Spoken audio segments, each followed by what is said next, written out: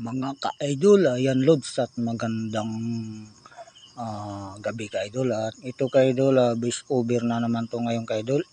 Kasi dyan kanina ka-idol hindi tayo nakasalita dyan. At pasimple naman ako nagkuha ng video dyan ka-idol. Kasi ang iba kasi ka-idol ayaw nila makunan ng kamera. Harap yan ka-idol ang ginamit ko pa, kaya panay pa ganyan yung atake ng video ko kanya sa cellphone. Yan, yung aking mga kasama sa likuran. Yung nagasunod dyan ka-idol, si Ate Bibi Palomar. Ayan Lods, yung aking kasama na nagatalok. Tapos yung iba ka-idol, hindi ko na isahin Lods yung yung mga pangalan, at kasi marami. Halos nasa 26 kami dyan ka-idol kanina. Natapos namin ay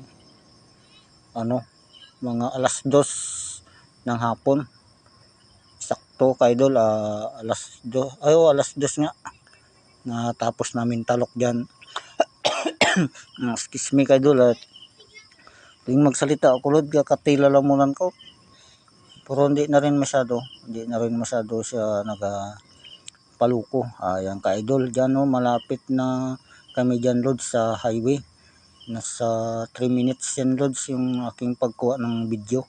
At maya na kami dyan, mag-uwi na. Pagdating sa taas ka-idol, sabay sibat na. Kaya ka-idol ngayon hindi mo na ako makagawa ng video na yung mga comedy, kasi hindi ako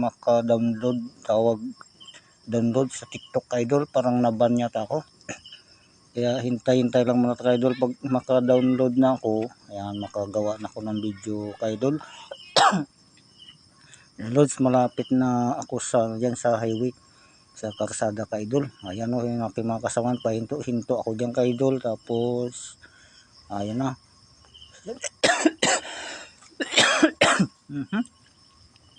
Ang ubo hindi na rin kasi pwede ulitin i-edit, busober, wala na, diretso na to ka-idol. Pag iulitin ko ito, balik-balik na naman, edit sa busober, para lang matanggal ang ubo. Kaya kahit may ubo naririnig dyan sa video ko ka-idol, diretso na yan. Ayan ka-idol, shoutout na lang ka-idol sa lahat-lahat. At maya dyan ka-idol, ayan, tiningnan ko yan ka-idol ko ilang minuto. Nasa aking upload nito ka-idol, bawat video 3 minutes yan ka-idol. Isang video na lang ginagawa ko ka-idol. Ayan Lods, yan, sa kamusta na lang sa tanan-tanan kung sa Bisaya, sa lahat. At araw gabi, araw init ka